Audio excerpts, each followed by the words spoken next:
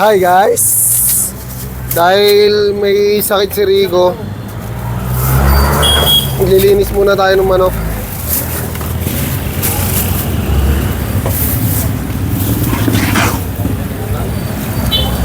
Linisin muna natin to.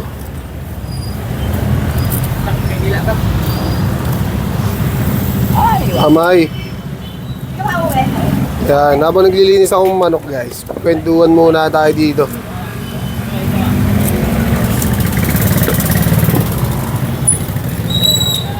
Tanggalin muna natin lahat ng paa niyan. Ulo. Para tuloy-tuloy tayo ng paglilinis ng manok. Mainit-init pa.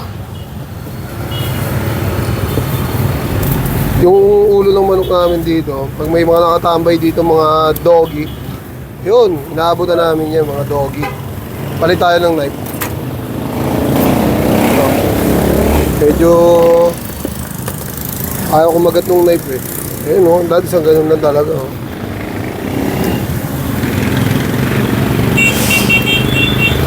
Yan.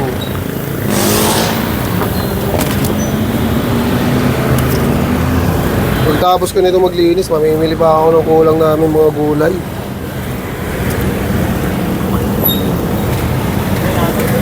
Nabili ko na naman lahat ng materyales kahapon eh.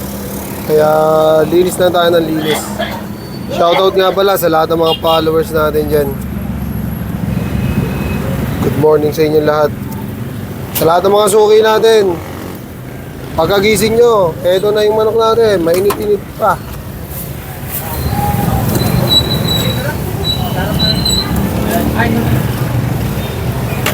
Nasikaso ni Kuya Kulot yung isa nating customer. Binili na yung isang buhat tsaka yung maskara natin. Isang buhat, ayun po yung isang buong laman loob. Tinatanggalan ko muna siya ng bituka lahat. Paa, ulo.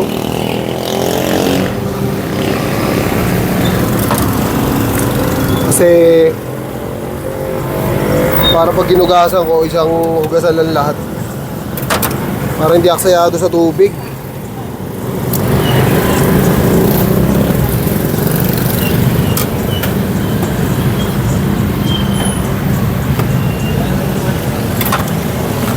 Magkakaiba talaga ng diskarte sa paglilinis ng manok.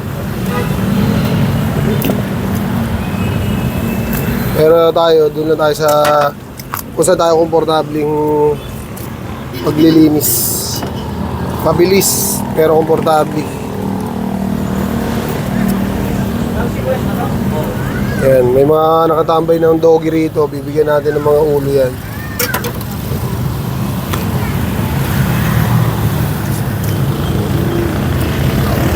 Mga aso dito, busog na busog eh. Lalo na pag buntis, dito nagpupuntahan eh.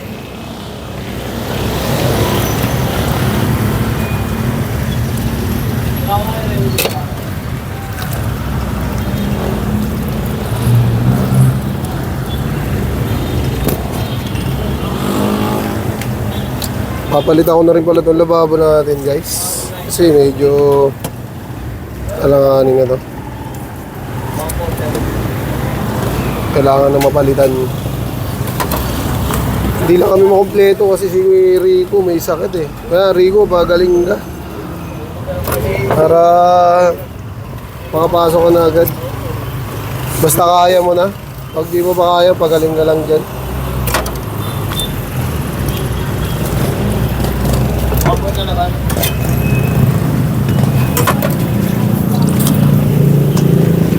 Tapos na natin yung 10 manok. Natanggalan ng laman loob, paa, tsaka ulo. So, kailangan na natin may display itong 10 na to. Ganito naman yung ginagawa ko diskarte para mabilis. 1 to 8.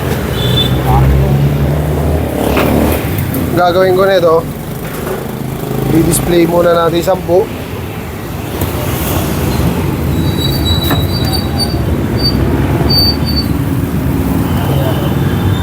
Ayan. Para pag may dumating ng mga customer na kailangan ng manok, lalo na yung mga maaga na namimili, para Kaya pamili agad sila. Boss, thank you po. Sa ulitin.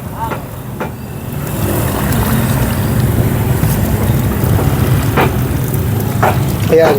Hindi ko na masyadong pinatulo to guys. Yung diskarte naman dyan, pagka ganitong hindi masyadong pinatulo yung manok natin, syempre masabaw to. Ang ginagawa natin diskarte dyan, pag di pa masyadong tuluyan, papalit tayo na magpapalit ng tray hanggang sa maubos yung pinakang katas niya kasi kulang nga kami sa tao, kailangan matapos agad to.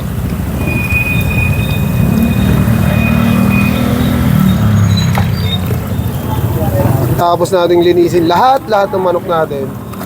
Tsaka tayo magpapalit ng tray para walang katulo-tulo yung manok natin.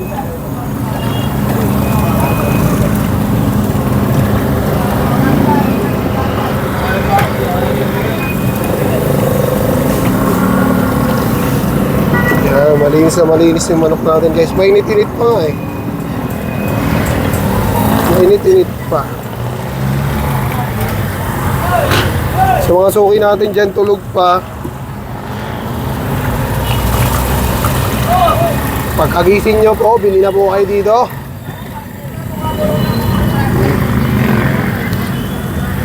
Ito, mabilis ang galawan lang para marami pa tayo magawa.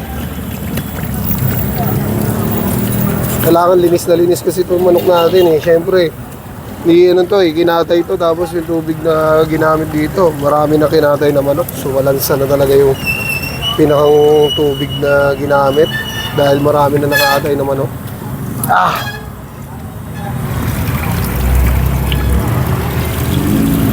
Kaya kailangan yung manok natin linis na linis. Tsaka dapat pag maglilinis ng manok, hindi matubig pagka kasi pag sinap mo yun sa sangkalan, yung sangkalan mo nagtutubig, mabilis ka masisiraan ng sangkalan.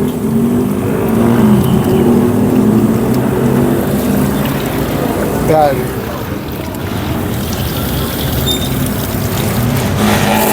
Tapos na tayo sa 10 manok, si Kulot na mag-continue nito. Bibili muna tayo ng mga gulay natin. Let's go, ang importante may naka-display na.